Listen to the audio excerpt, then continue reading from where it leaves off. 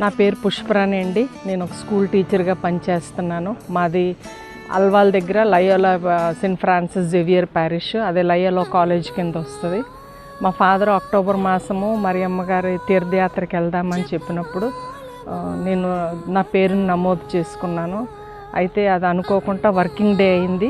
అయినా సరే నేను ఫాదర్కి ఏం చెప్పానంటే, సార్ ఎన్నో పనులకు సెలవులు పెట్టుకొని వెళ్తామో, దేవుడి కోసం ఒకరోజు సెలవు కేటాయించుకోలేనా, నేను సెలవు పెట్టుకున్న ఉద్యోగానికి వస్తాను ఫాదర్ అని అన్నాను.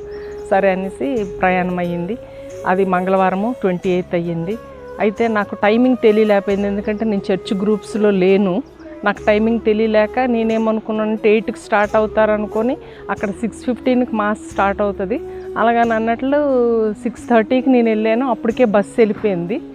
సో నేను వెంటనే ఫాదర్కి ఫోన్ చేశాను, ఫాదర్ నేను వచ్చాను, ఇక్కడ బస్సు లేదని అంటే, అమ్మ మేము 6:15కే బయలుదేరిపోయాము, ఇప్పుడు కొంపల్లి ఫ్లైఓవర్ ఎక్కుతున్నామని అంటే, నేను టక్కుమని ఫాదర్ నేను వస్తున్నాను, మీరు అక్కడ కొంపల్లి బ్రిడ్జ్ ఫ్లైఓవర్ ముందు బస్సు ఆపండి, నేను 15 minutesలో ఉంటానని చెప్పి మనసులో గట్టిగా మరియమ్మ గారికి అనుకున్నాను. నేను ఈవేళ ఒక రోజు మీ సన్నిధిలో గడపాలని సంకల్పంతో బయలుదేరాను.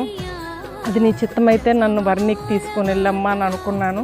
మరి అక్కడి నుంచి చర్చి నుంచి కొంపల్లి ఫ్లైఓవర్ ఇంచుమించు 6 to 7 kilometers. నా ఇంటికి వెళ్ళి నా కూతురుని తీసుకొని ఒక 15 minutesలో నేను మరి ఆ బస్సు ఎక్కడం జరిగింది. సో అది అద్భుత రీతిగా మరి వర్ణి మరియమ్మ గారు నన్ను ఈ దినము తన సన్నిధిలోకి రప్పించుకున్నారు.